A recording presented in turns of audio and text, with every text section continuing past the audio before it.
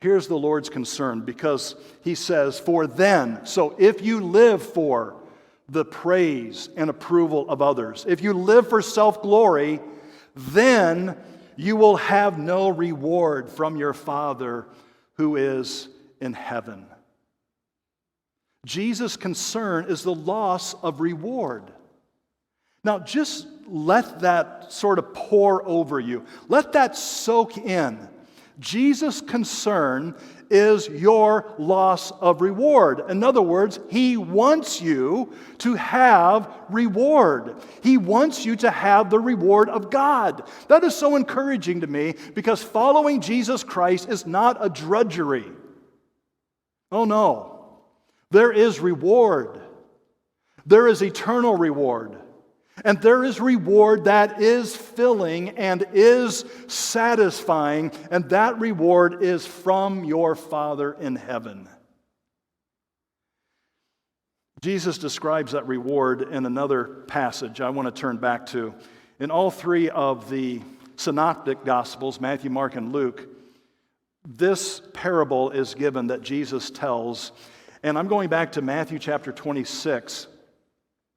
He tells the story of a man that goes away on a journey, and as he goes, he calls in 3 servants. The first one he gives 5 talents, the second one 2 talents. That's a sum of money, and the third one 1 talent. He says, be faithful with this. And so he leaves, and then he comes back, and he brings them in for them to give an account of what they've done. And my purpose in this is just to go down to verse 21 it is. Because to the first servant who took his 5 and made 10, he said, well done. See, those are the words that every child of God must be living for. To hear from God, well done. The God who made you for himself. Well done, good and faithful servant. You've been faithful over a little, I will set you over much. Enter into the joy of your master. You see, the joy, the pleasure of God is your reward. You'll never be satisfied with the approval and praise of others, but you will be satisfied with God's joy, God's delighting over you, God's pleasure in you. Well done. Are you living to hear those words today? Are you living to hear the words from your Maker, from your Redeemer? Well done. Back in January, I reread a book that I had read about 4 years ago, and it's one of my favorite books. This coming week, I'm going to have a book review that will be on Pastor Duke and on the church Facebook, if you'd like to look at it. It's a book. It's entitled For the Glory by Duncan Hamilton, and it's about the Eric Liddell story. It's really brilliantly written. But if you know anything about the Eric Liddell story, you know that it'd be hard to mess it up, because his life is so inspiring. It's so God-glorifying. That's the title of the book, For the Glory of God. He was a world-class athlete. Many said he might have been the fastest man in the world in his day. And the first part of the book parallels that 1982 winner of the Oscar for the best film of the year, Chariots of Fire. Maybe you've seen that before. But in that movie, in the first section of this book, there's a contrast drawn between Eric Liddell and Harold Abrahams. And Harold Abrahams, just to make a long story short, runs the 100 meters in the 24 Olympics, the Paris Olympics.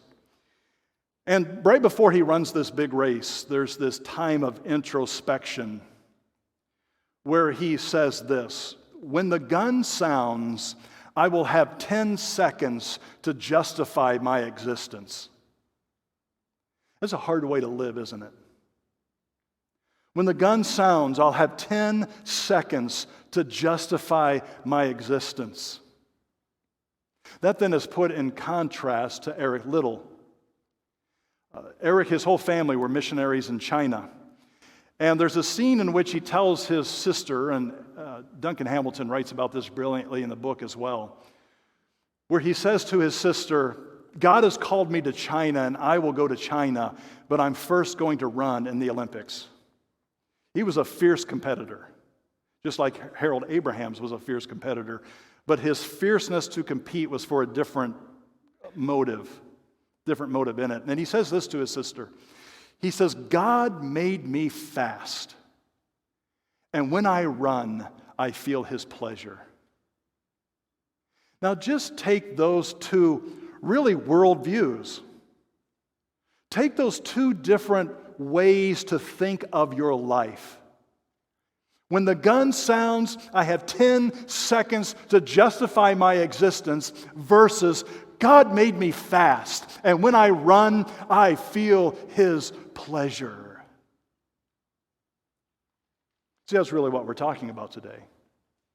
That's the difference. Do you practice righteousness for others to see it, to applaud you, to give you a glory, a faded glory, but to give you glory? Or do you live for the praise and glory of God? Do you live to one day hear him say, well done, good and faithful servant. Enter into the joy of your master. There's two ways to live.